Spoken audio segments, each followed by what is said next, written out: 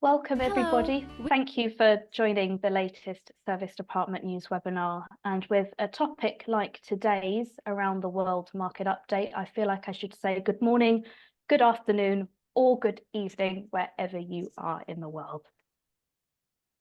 So my name is Eloise Hanson. I'm the editor of Service Department News, and we are a global trade publication covering the service department, apart hotel, and extended stay industry.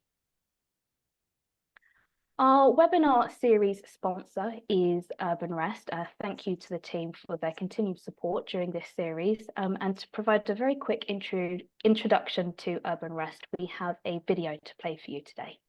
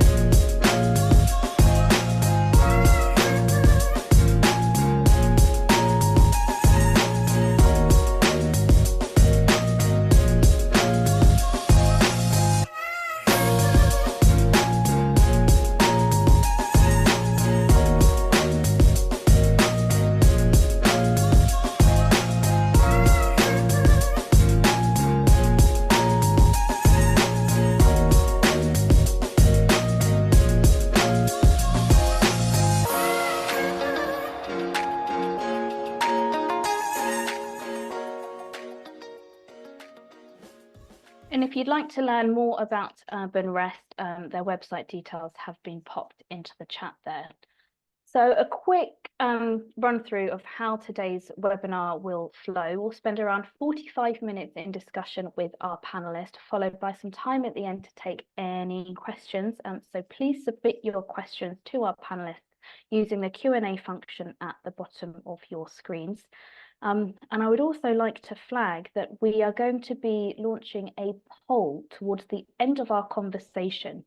We would like to learn from our audience members what their sentiment is for the remainder of 2024. So we'd appreciate you hanging on until the end so that you can cast your votes and we can understand where we're currently at in the market and what's to come.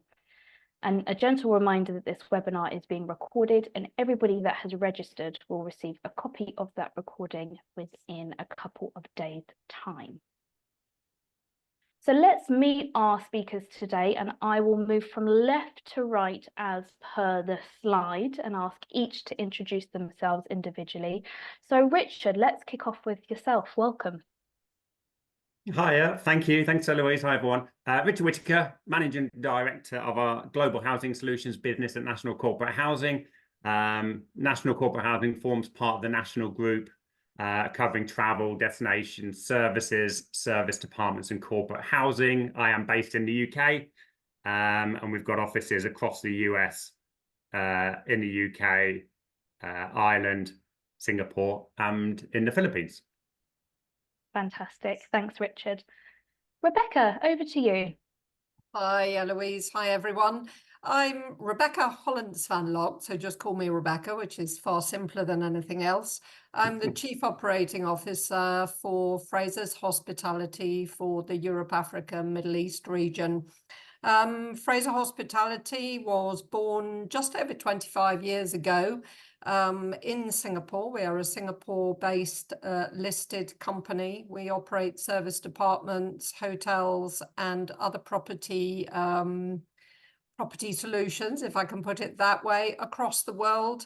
Our headquarters is Singapore. I am based generally in London when I'm not traveling, but I'm here with you today from Berlin. So nice to be with you. Thank you, Rebecca. And Mark, over to you next, please. Thank you. Good morning, everyone. I'm Mark Skinner. I'm a partner with the Highland Group. We're based in Atlanta, Georgia. The Highland Group is a hotel investment advisory firm. Started in 1989. We provide advice on all types of hotels except casinos. And in the late 1990s, we developed a specialty in the extended stay hotel sector. And we've been publishing reports on that sector now down to monthly bulletins, quarterly reports, and annual reports ever since. And I'm speaking to you from Atlanta. Thank you, Mark. Very welcome to you. Thank And last but not least, Samuel. Hello, everyone from the sunny Barcelona. I'm Samuel. I'm the head of Europe at Homelike. Homelike is a corporate housing platform. We were born 10 years ago in Germany. Since then, we mainly focused, let's say, on the B2C side of the business, so pure OTA. However, last year we merged with our friends from Q Apartments, and since May, we are actually trying to bring all together technology from the B2C space into corporate world and everything that comes with the corporate housing industry. Fantastic. Lovely to meet you all. And I'll flag here that the LinkedIn profiles of our speakers have been popped into the chat. We've got lots to get through today. We may not get through it all. So their LinkedIn profiles are there so that you can carry on that conversation long afterwards. So I just want to provide some context to today's webinar. I think it's always helpful to sort of set the scene. And a recent report from Silverdor, a quarterly market update report, revealed that the amenities of the local area are influencing and steering demand. So, for example, the popularity of the hybrid working model is being reflected in the departure from inquiries focused on home working capabilities towards office proximity. Quite an interesting insight there. And as Mark mentioned in his introduction, the Highland Group has also recently released its first quarterly report of 2024, and we're going to be hearing from Mark shortly about what he's seeing across the United States. And to bring a slightly different angle to today's conversation, we'll also explore what impact the rise of co-living could have on the service department industry. And on the topic of supply and new offerings, on the next slide, we actually have some examples of new brands and new platforms, which have all been announced within the last 2 weeks or so. So we're really now looking towards the future. And on the brand front, Move-In will launch a new premium boutique apart hotel brand this summer in Sweden. This is actually a repositioning of a hotel into an apart hotel. And a new coastal apart hotel brand, a lifestyle brand called Sea Space, will also debut in the UK later this year. And looking even further ahead into 2025, an accommodation network, a distribution platform called Global Stays, will launch with 1 million serviced apartments. So there is a lot of activity, and there is a lot to get our teeth stuck into. So let's crack on. And I want to kick off with a question around sort of performance. And I would like each of you to elaborate on the trends that you're seeing in your respective regions. And we're looking at occupancy, rates, RevPAR, etc. And I'm going to work through this geographically from the west to the east. So Mark, let's kick off with yourself. Thank you, Eloise. I'm speaking only on US extended stay hotels, not serviced or corporate apartments. It's just hotels. Over the last 12 months or so, occupancy has declined every month, but they've been small changes. And in the first quarter, occupancy was down about 1.5% from where it was in the first quarter of 2023. In April, things have moved in the other direction. Average occupancy went up for extended stay hotels, about 1.5 points. It now stands at 77%, which is about 12 points above the overall hotel industry. And if you look back historically over 25 years, the occupancy premium has ranged between 10 and 14 points. So it's within its long-term average. Rates, for the first time in 3 years, monthly average daily rate went down in February and March, but that also turned around in April. It went up by 1%. RevPAR snapped a 4-month declining trend and turned around and was up about 2.5 points for the month of April 2024 compared to the same month in 2023. And room revenues were up about 5.5%, which if you pull out the leap year, February 2024, which was boosted by the extra day, that's actually the largest monthly increase in room revenues in more than a year. So the sector is performing very, very well in the United States. Thanks, Mark. I'm going to move on to Samuel, please. Same question. Good. Let's take into account that at Homelike, we have an overview of the service apartment industry, the co-living segment, but also the private landlord segment. No? So we have an overview more or less of the big picture, we would say, in Europe. And in this case, if we shortlist a little bit the winners and the losers, if we can use these words, on occupancy rates year on year, we see that Germany and Switzerland, and they are on a very good numbers year on year. They're on positive numbers year on year in terms of percentage. Also Spain and Denmark also are showing a good development in occupancy rates. However, and we'll go more in detail afterwards, we see that the UK and France, they are struggling a little bit to compete to last year occupancy rates, no? And why that, no? And we see that across Europe, if we take one bedroom apartment, as you know, that typology, the most requested typology in our platform, we see that there has been a small decrease in average rates.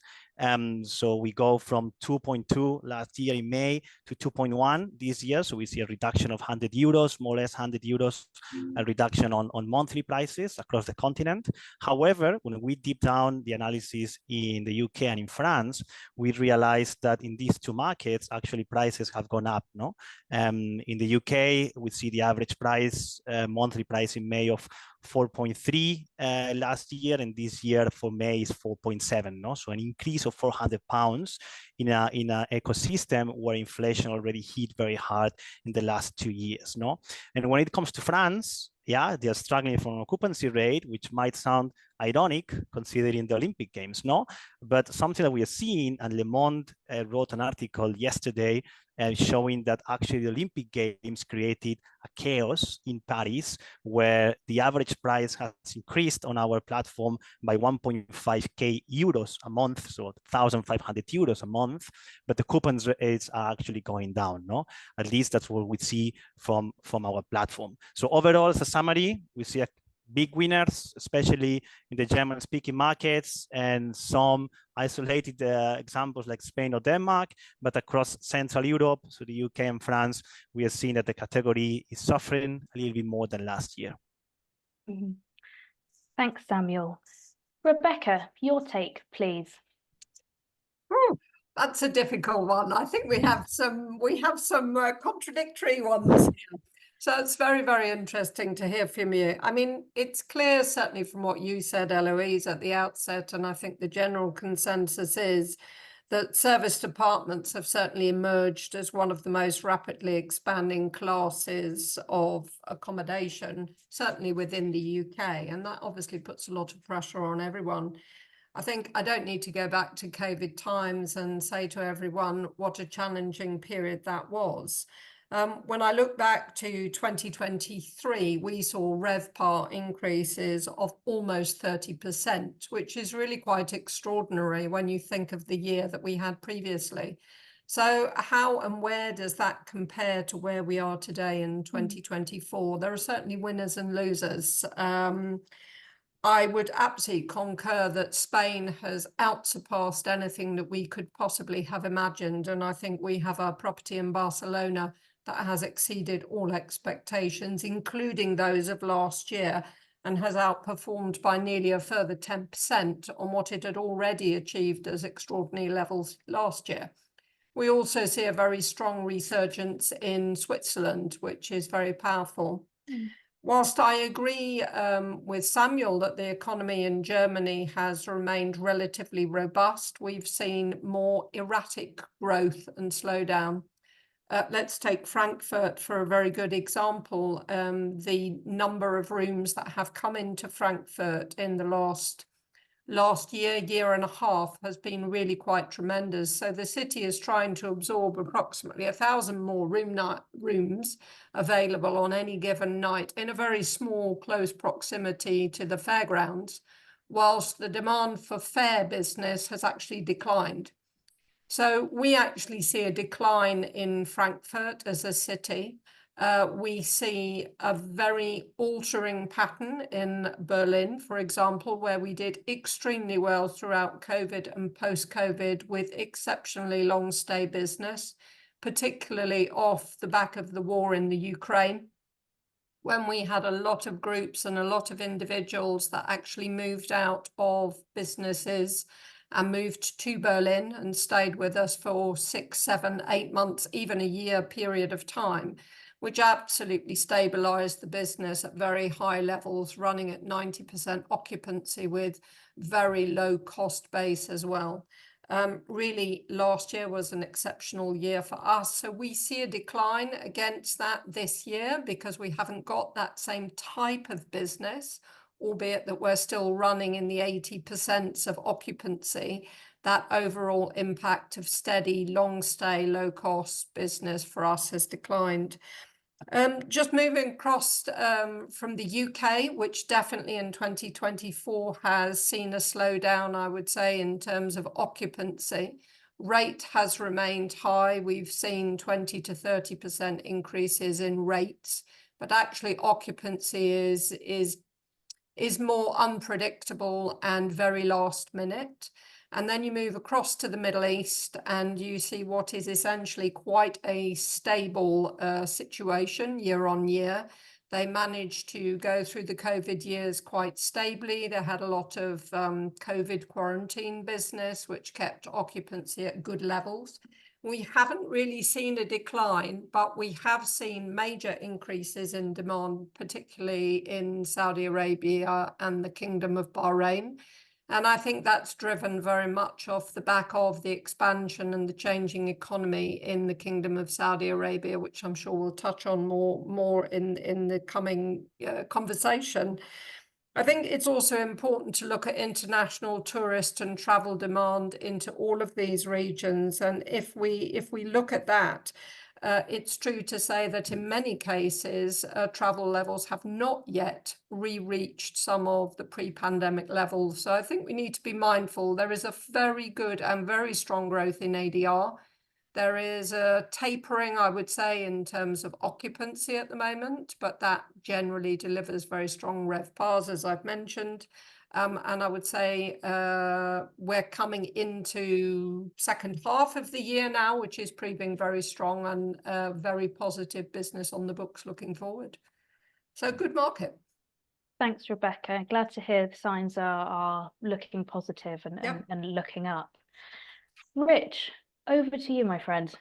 Yeah, I mean, yeah, just coming back on what Mark's comment on the hotel sector in the US. I think the corporate housing sector has followed very similar trends. I think the ADR has fallen slightly across the US as a whole in Q1, but it is beginning to pick up now. The advantage is that the cost base has kept relatively steady, if not dropped a little bit as well. So I think RevPAR is doing pretty well in the US.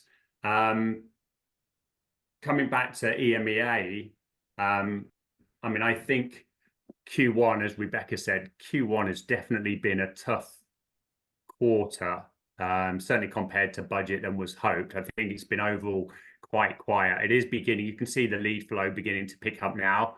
And so Q2 is definitely looking rosier. I think the verdict's out on Q3 at the moment.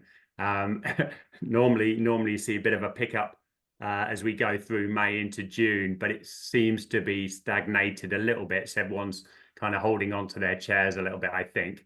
Coming back to rates, I think, again, Q1 may be slightly tough, but Q2, they're picking up. We've seen, I mean, as a company, we've almost bucked the trend a little bit, whereas if you look at 2023, we had a very strong Q1 and a very strong Q4, but a quite quiet-ish summer months. We have no idea why, but definitely the demand in Q1 and Q4 was very much management consultancy based and project work. And actually 2024 is looking very similar to us.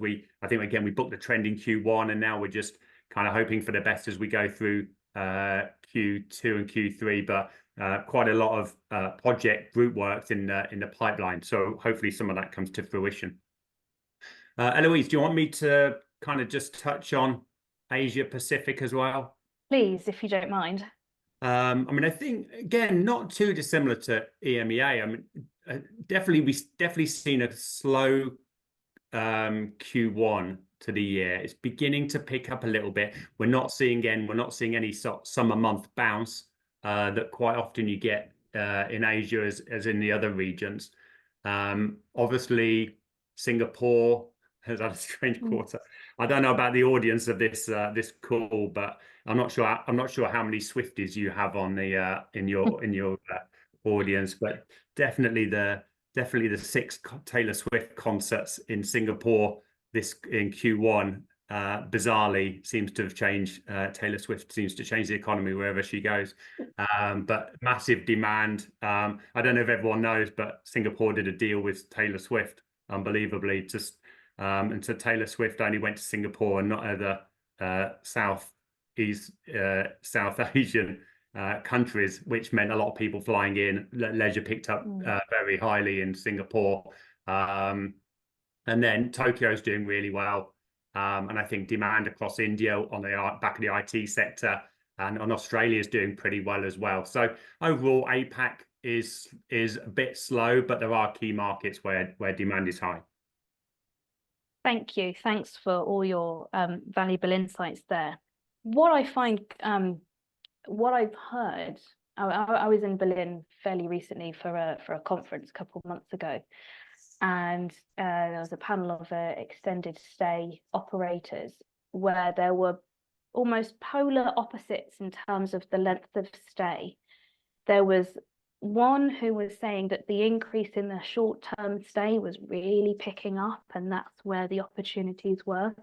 On the flip side, that the actual average length of stay was increasing, and this company was focusing more on the extended side of the business. Which brings me to my next question, is whether we are seeing any noticeable shifts in the average length of stay, because I've heard that they can be quite disparate. So Rich, why don't we kick off with yourself and we'll work through again. Yeah, I think, it's a good question, because I think average length of stay, you might get different answers from all of us, I think. I think from our world, we've got two things, right? There's a gradual industry shift from travel, from relocation, right? So companies move, relocating their employees around the world as much as they were. No. So there is a gradual shift to short-term assignments and business trips. Can you achieve what you need to do in 2 weeks or 2 months, rather than having to relocate you and your family? And so that would naturally tell you that the average length of stay is shortening. But actually what we're finding is, even though we're probably getting, our average length of stay is actually increased, despite the fact that it's more travel related. Some of those travel moves can be 2 months, 3 months. And also the pressure on the relocation world, typically people relocating mostly get 30 days of temporary housing included as part of their relocation package.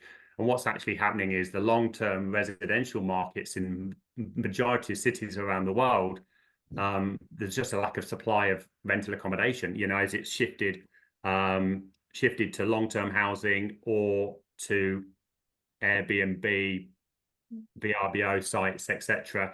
And so the lack of supply and the long-term market means those relocating in temporary housing are actually having to extend because they can't find their long-term housing. So they're initially coming in for 30 days, but they're actually extending, and the average length of stay is going, kind of extending for 15 or 20 nights in their temporary housing. So overall, we've just seen a shift generally of around the 40 nights, and we're looking more north of 50 nights on average. Thanks, Rich. I'll come to Sam next, and actually what I'm going to do is try and embellish the question a bit more to say, obviously talk about the any shifts that you're seeing in the length of stay, but also talk about the demand drivers for that, as Rich did with sort of relocation. You know, what are those traveller segments? What do they look like, and how are they influencing the length of stay? So Samuel, over to you. I'm taking Richard's point. We are also seeing an increase of length of stay. On our end in Europe, for one bedroom apartment, the average length of stay year on year, it went from 94 nights to 114 nights, no? And again, let's take into consideration that we have the overview of serviced apartments, co-living, and what you mentioned, the type of Airbnb, BRVO, or Homelike type of supply, no, of private landlords. So we are seeing that, you know, it's actually increasing, and the main reason for that is, one, the cross-continental demand is something that you picked up already, Eloise. We are seeing more and more bookers from Asia, from Middle East, from America, booking back in Europe at levels of 2019 or even higher. And these bookers, they tend to stay longer, no, in the continent. Why? First of all, they mostly come from wealthy countries, and therefore they can actually afford to extend their stays. Secondly, once they are in Europe, they use it as a workation, no? So they actually, if they have the opportunity, they can extend for 1-2 months more in the market, and therefore we are seeing these impacting the length of stay. There is another reason, which is a little bit, let's say, still very small, but especially on the co-living corporate side, and we're gonna tackle that topic afterwards. We are seeing that length of stay is increasing because considering that the average price is lower than on a typical serviced apartment, employees, they use these co-living spaces for remote working or to extend their stays, no? Similar to what, let's say, overseas bookers, they do on serviced apartments. So if you actually take these two factors, they can explain why we're seeing a slight increase on length of stay in Europe. Thanks, Samuel. Rebecca, what are you seeing?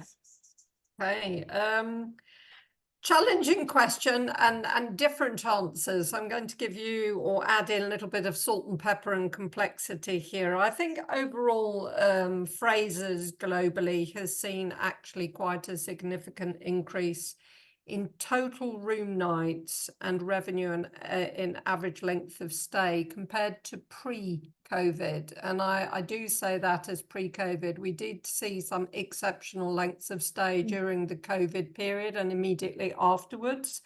So if I look at it pre-COVID, so versus 18-19, for example, our share of reservations has gone up by almost 10% and the revenue almost of 8% compared to previously, and room nights are up at least 7%. But I'll caveat that with a couple of complexities. So we definitely see less demand in the bigger units, so the 3 or 4 bed units. Now we have a range all the way from a studio to a 4 bed. We have properties that can do short stays, i.e. one night, and we have properties that only cater for longer stay.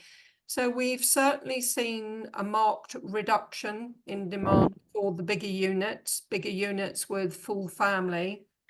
I think part of that one could put to the current geopolitical situation in the world, whereby the Middle East travellers who would tend to take the larger units for longer periods of time are perhaps not travelling into some of the key destinations in Europe at the moment and are more predominantly staying closer to home. I think that's had a knock-on impact on those bigger unit types, which tend to drive very high ADRs and obviously good long stay, stable business.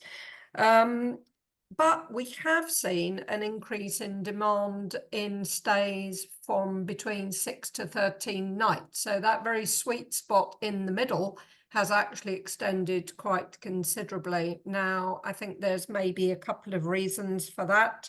One is the fact that obviously you stay that bit longer, the price is more comparable.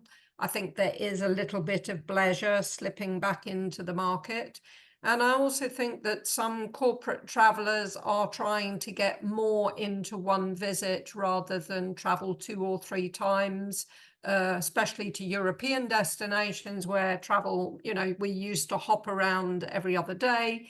People are now traveling and staying for that kind of medium length stay more often. So I think there's differences across the regions again, and there's differences across the size of apartment and length of stay. So I hope that gives a little bit of flavour across the board.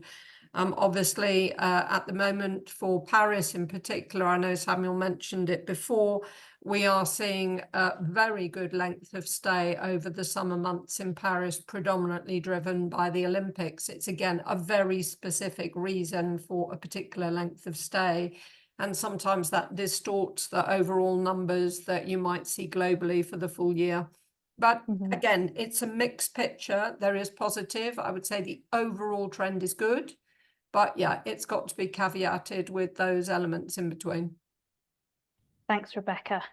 Mark, let's bring it back to the US, my friend. What's happening over there? Well, if you look at the way Calibri Labs segments the extended stay hotel market, they do 1 to 6 night, 7 to 14 night, 15 to 29 night, and 30 night plus length of stay segments. And the extended stay ones, which is 7 or more nights, somewhat spiked in 2020 in the overhang from the pandemic. So the extended stay segments, the lengths of stay have all trended downwards, but from very high levels. And the biggest decline has been in 30 plus nights. So it's reasonable to assume that average length of stay in 2024 is going to be lower than, for example, it was in 2022. But the flip side of that is that there's been growth in 1 to 6 night stays. So demand, it hasn't negatively affected demand. Extended stay hotel demand has increased in 16 of the last 17 months in the US. And while it has impacted occupancy slightly, there was a 0.5 point decline in occupancy in 2023 compared to 2022, slightly more in the first quarter of this year. But again, as I mentioned earlier on, that has, at least in April, turned in the opposite direction. So demand is at a record high, but average length of stay is likely to be lower for 2024 than it was in 2023 and 2022. And at some point, it'll probably come back to where it was in 2019. Staying with you, Mark, for the next question, I want to drill down on where that demand is. So in terms of the cities or the regions that are proving popular, do you have any insights that you can share? Yes, I mean, it partly driven in the US by the infrastructure bill. You've got construction in various markets of the greening of industry. So you've got electric car plants, battery recycling plants, semiconductor plants under construction. And they tend to be in the, shall we say, the Sun Belt states. So you look in the Southeast, Georgia, you've got a great deal in the Savannah area of Georgia going on. That then spurs relocation because in many respects, you know, they're creating thousands of new jobs, and that encourages people to move there. Other areas which are experiencing similar things would be Texas, Arizona. The Phoenix area has a number of major new plants and facilities under construction. So do areas in North Carolina, Utah, in the Salt Lake City area, and Colorado in the broader Denver area. Those would be ones that you would expect to show the most significant, at least of large markets, increases in demand this year, shall we say, versus last year. And some of them have already started last year. Savannah, for instance, the hotels there, record high occupancies. I just for bit of context here, I'm also the editor of Boutique Hotel News, and there's been some fantastic, gorgeous hotels cropping up in Savannah, Georgia, which I know is certainly driving a lot of leisure travel to Yeah, it's a good leisure market too, but right now for extended stay it is exceptionally strong. Thanks, Mark. Rebecca, you mentioned earlier that the Kingdom of Bahrain was quite popular. What other cities or regions are you seeing that's proving popular amongst Frasers travelers? I think the Kingdom of Bahrain absolutely is a popular destination. We recently opened our third property there, and we've got really quite a strong foothold, I would say, with the local clients, but also those that pop over the border from Saudi Arabia.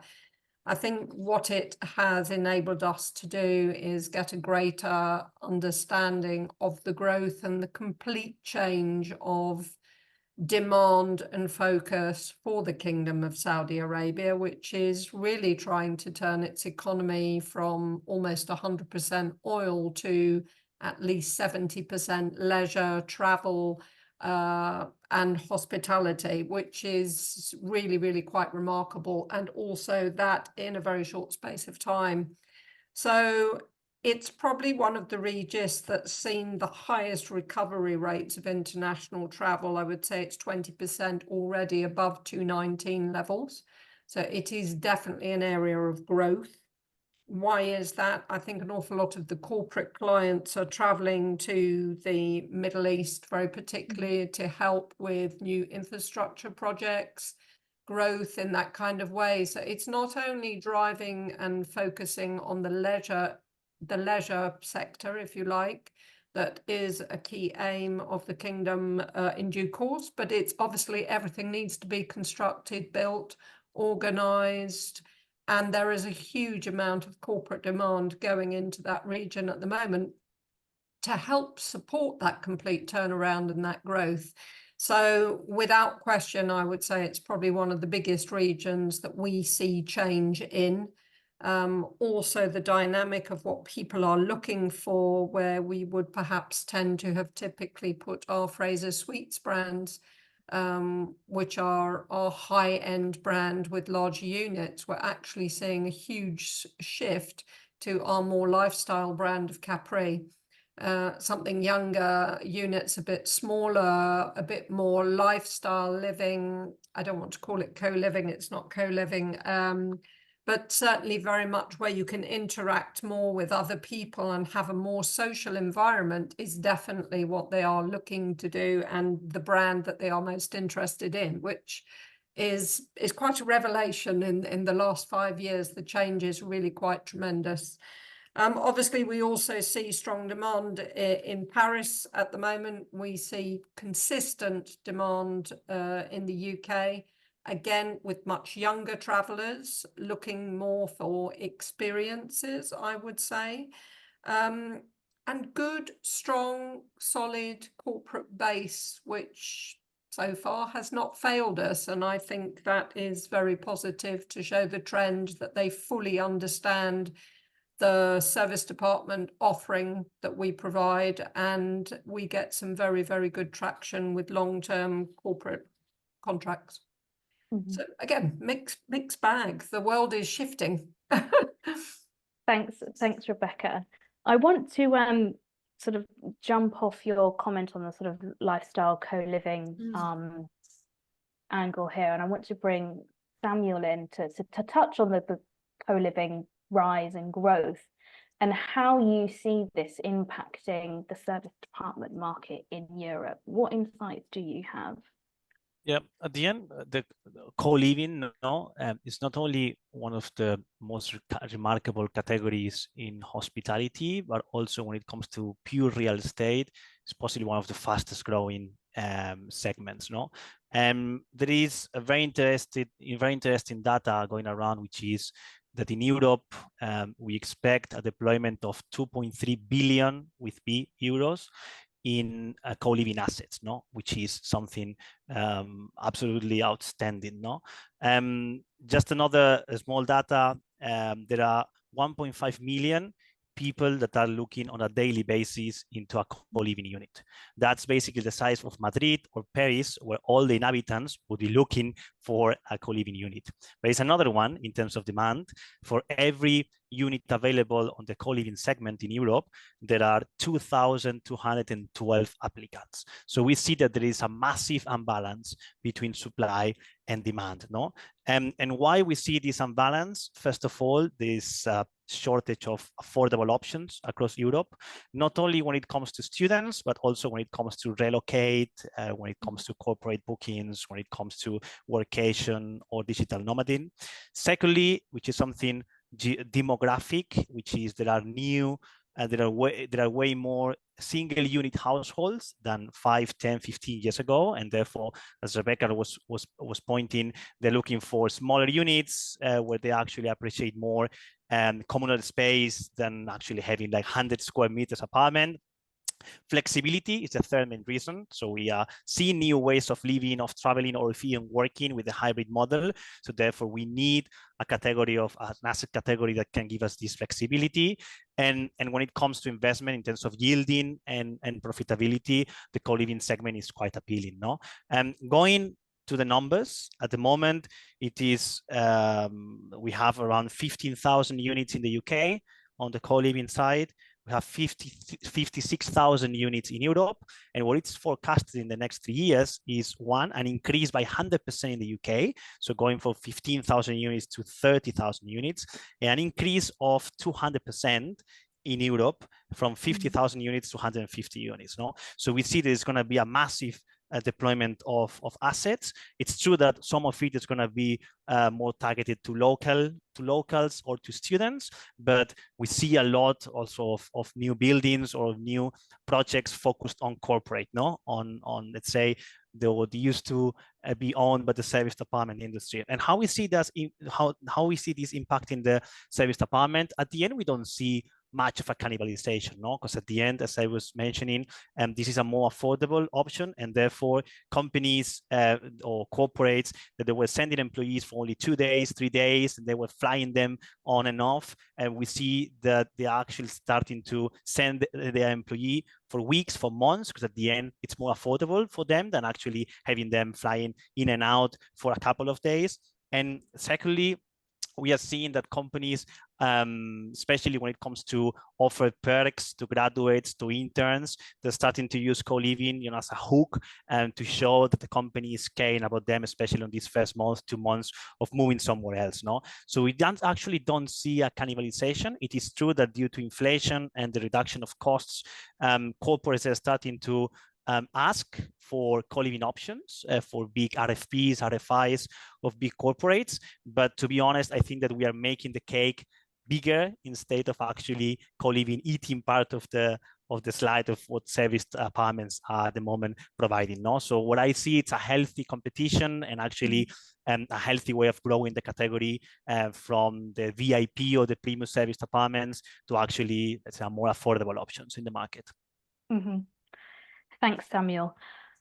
Speaking of the sort of growth in supply, looking at development pipelines, expansion, Rich, when we spoke last week, you were actually on some site visits. You were very much looking at some new projects. So with that in mind, I'm wondering if you can share any insights around development pipelines, how that is linked or connected to demand hotspots, and whether there are any trends within that. So is the focus on the amenity space? Is co-living integration on your radar at all? Well, yeah, I mean, there's been a few questions there that, they're all interlinked, right? So one of the big questions is, like, here at National, we're 95% plus business to business, right? We don't really doing very little leisure business, or if constituted leisure, they're actually working at a company, they're just moving themselves, right, under their own budget. And I think what you've got is you've got various, like, because one of the questions you asked before was, who's the buyer, right? What is the tribal buyer? What are the trends? And the problem, well, not the problem, but one to be mindful of is there's lots of buyers in the process, right? There's global mobility, HR, there's travel, there's procurement, there's the guest, right? They've all got different requirements. Some are focused on amazing guest experience. Others are focused on budget. Others are focused on health and safety. And then you break down what the guest is looking for, right? And I think what we've got obviously, you know, probably, I don't have the data in front of me, but the average age of the traveler maybe in recent years is younger than it historically has been. And I think what you've heard all the sort of comments from everyone around average length of stay, right? It's just, for us, it's increased, but there's been lot longer ones and lot shorter ones, and overall it's averaged out. And I think, you know, as a model, we've generally said anything less than 7 nights, people want to stay in a hotel. Anything 7 to 30 nights, people want to stay in a service department, and anything longer than certainly 90 nights, but even possibly 30 nights, they want to stay in a corporate residential apartment. Now, of course, the dynamics are changing. You know, are we moving more people who are aged 20 to 30 now? I heard a report recently where I can't remember, Eloise, you might even have some numbers around this, around the number of young workers now who expect to have some kind of international move as part of their early years of their career. And I also heard a report of one of our clients saying everyone has the ability to spend 1 month a year in a different, you know, working from home, being in a different country. So clearly the co-living, come back to the question you're asking around pipeline and buildings and what we're seeing around that. And I mean, yeah, as you commented, I was actually in Paris last week, and, you know, coming back to Rebecca's comment about the Olympics, for us as a company, certainly here in the UK, this is really based around the first time we're putting our corporate clients into a co-living environment where the stays are 3 to 4 months. You know, they've got a budget, they all know each other.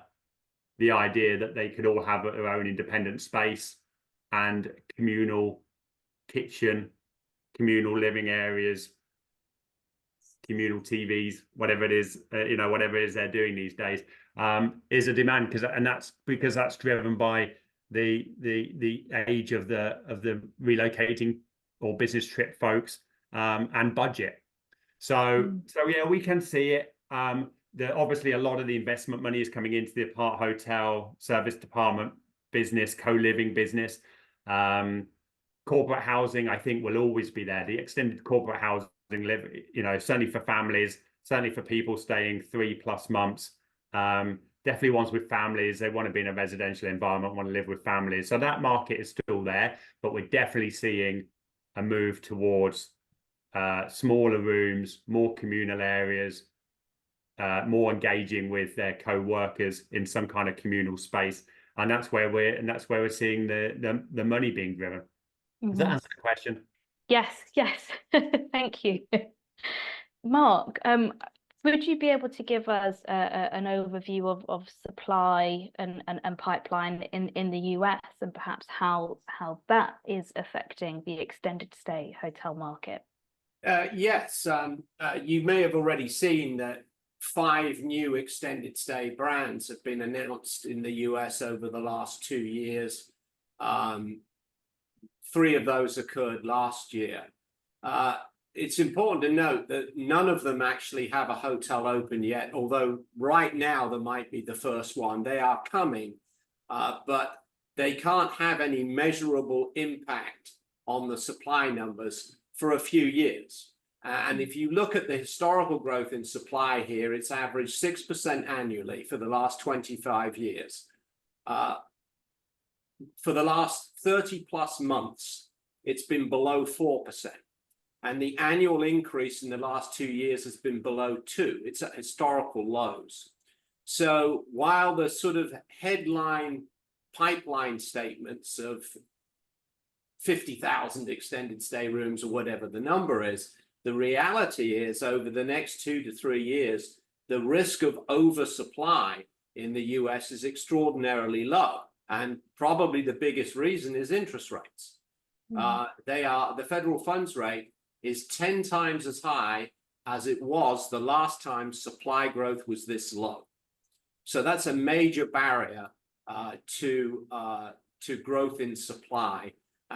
When interest rates come down, ultimately they will, but it's taking longer than everyone expected, then that should accelerate it.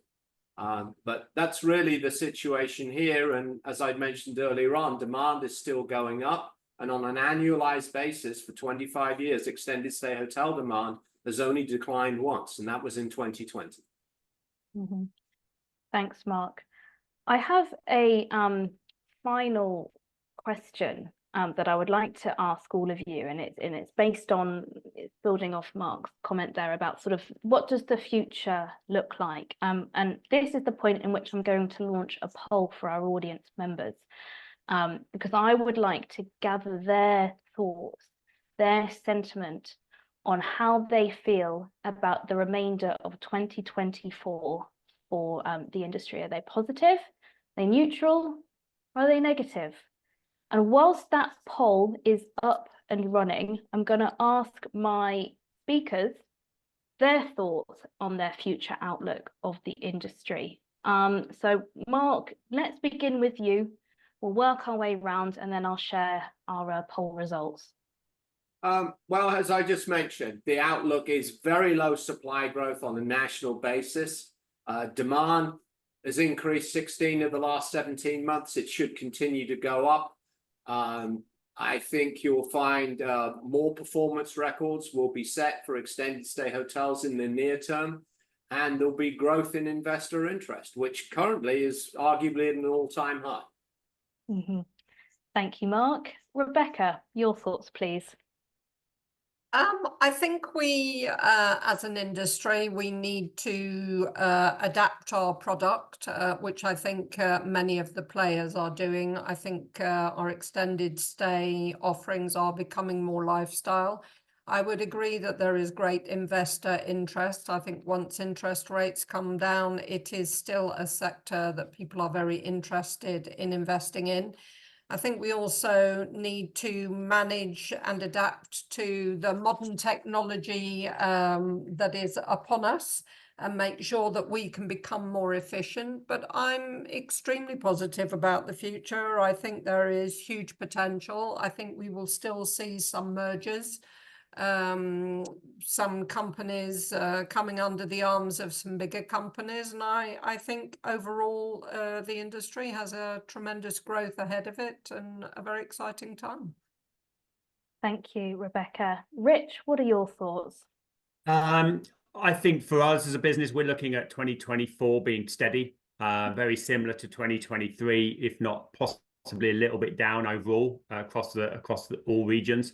But you can feel positivity going into 2025. Obviously, this year we've got the uncertainty of the elections, certainly in the UK and the US. Obviously, we've got the Middle East and Ukraine issues and issues around energy costs. One of the questions you asked previously was, what are the biggest hurdles? I think understanding the real demand. I think there's so many tech platforms and agents involved in it, that every inquiry turns up 10 times. So understanding the demand is important. And I think, outside of the bubble that we live in is educating the masses in terms of the corporate housing service department sector. Still lots of work to be done.